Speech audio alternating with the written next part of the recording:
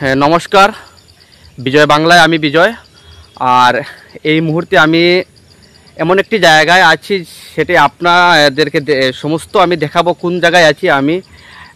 আমি আছি ধলাইয়ের জীবনগ্রাম জীবনগ্রাম যে এলাকা, সেই এলাকার একটি স্থানে আছি, মহাদেব মন্দির, শিব মন্দির। তো আমি যেখানে আছি আপনারা দেখতে পাচ্ছেন যে একটি জঙ্গল, বিশাল আকারে একটি জঙ্গল। সেই জঙ্গলের মধ্যে আমি আছি। আপনাদেরকে আমি পুরা ভালোভাবে আমার সবটি পিছন দিক দেখিয়ে দিচ্ছি। দেখতে পাচ্ছেন আমি এমন একটি জায়গায় যে আমি বহুত একটি পাহাড়ের উপরে আছি, যেটি আপনারা নিচে দেখতে পাচ্ছেন রাস্তা। এটা কিন্তু আমি যে জায়গায় পাহাড়, সেই পাহাড়ের বহুত উঁচু জায়গায় কিন্তু আমি আছি। সেখানে একটি শিব মন্দির দেখতে পাচ্ছি। সেই শিব মন্দিরটা দেখে আমি সেখানে এসেছি, বা আমি আপনাদেরকে এই মন্দিরটি দেখাবো, বা কীভাবে এই মন্দিরটি আছে বর্তমানে অবস্থায়।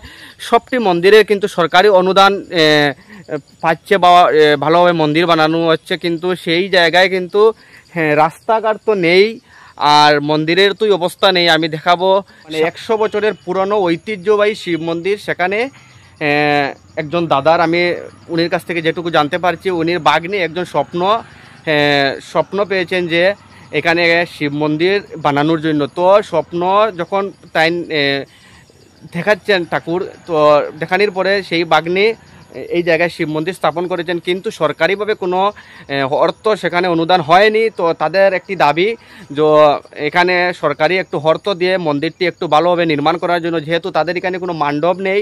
তো গ্রামের লোকজন সেখানে পূজা পাঠ করতে আসে, কিন্তু বৃষ্টির সময় আসলে দাঁড়াইবার মতো একটি জায়গা নেই। তো তাদের একটি দাবি যে সেখানে একটি মণ্ডপ ভালোভাবে একটু মন্দিরটা মেরামত করে দেওয়ার জন্য, এবং মন্দিরে যে রাস্তা আছে সেই রাস্তাটা কিন্তু একটু ভালোভাবে মেরামত করে দেওয়ার জন্য তাদের এটি আর্জি জানিয়েছে। এটা কেমন পুরনো শিব মন্দির দাদা? এটা তো বহুত পুরনো, আমরা তো জন্ম হওয়ার পরেও পাইছি কেন ওলা। এটা তো 100 বছর 100 বছরের বেশি হইব, মানে 100 বছর উপরে হইব। আচ্ছা, এখানে বর্তমানে সরকারি কোনো অনুদান মন্দির থেকে পাওয়া হয়েছে না? সরকারের তরফে কিছু পাই নাই। এটা আমরা বছর বছর এটা পূজা পাঠ করা, খুব জাগরণ মন্দির এটা। আচ্ছা, তো রাত্রেবেলা যে সন্ধ্যার সময় যে ঠাকুর দেওয়া হয়, যে দুনাউনা দেওয়া হয়, এখান তো দেওয়া হয় তো রোজ মতো? দেওয়া হয়, ডেইলি এটা দেওয়া হয়, সকাল বিকাল 2 টাইম দেওয়া হয়। আচ্ছা, তো আমরা এখানে একটা সাইনবোর্ড দেখতে পাচ্ছি, সাইনবোর্ডটা কি? এটা আমার ভাগ্নি একজন দান করছে মন্দিরটা, তার স্বপ্নে দেখাইছে এইভাবে একটা মন্দির বানাও। আচ্ছা, ওইভাবে মন্দিরটা দান করছে। এটা কি সাইনবোর্ডটা? আমার ভাগ্নিয়ে এটা মন্দিরটা দান করছে, মন্দিরটা দান করছে, তার স্বপ্নে দেখাইছে।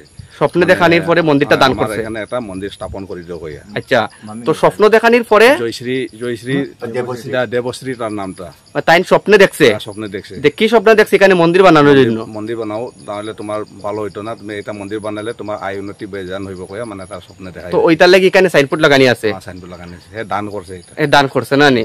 তো সরকারি কোনো দান পাইছেন না? সরকারি কিছু পাইছে না আমরা। তো আপনার দাবি মোটামুটি সরকার থেকে যদি কিছুটা সাহায্য পায়, হ্যাঁ, যদি এখানে একটা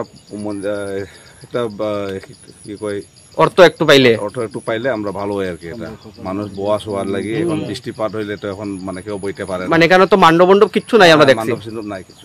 আপনার নামটা কি? আমার নাম শুভঙ্কর সিং। আর এই জায়গাটার নাম কি? জীবনগ্রাম। আর আমরা মণিপুরি ভাষায় কই বাম মানুংখুল। জীবনগ্রাম। আর মণিপুরি ভাষায় কি বলে? বাম মানুংখুল। আচ্ছা, আপনার নামটা? চন্দ্রমণি সিংহ। আচ্ছা, এই মন্দিরে এমনি প্রতিনিধি মতে পূজা পাঠ হয় তো? হয় না নি? তো ও মণ্ডপ না থাকে না, আমরা দিকদারি হয়।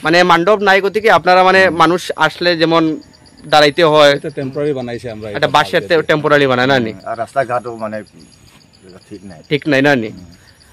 আপনার নামটা? আমার নাম মদন সিং। তো আপনার দাবি কি মন্দিরটা একটু সরকারি উন্নয়ন হইতো না? সরকার থেকে যদি হেল্প পাই, হ্যাঁ, আমরা এখানে মানুষও যে পূজা পাঠ হলে বসবার জায়গা আমরা এটা লাগি যদি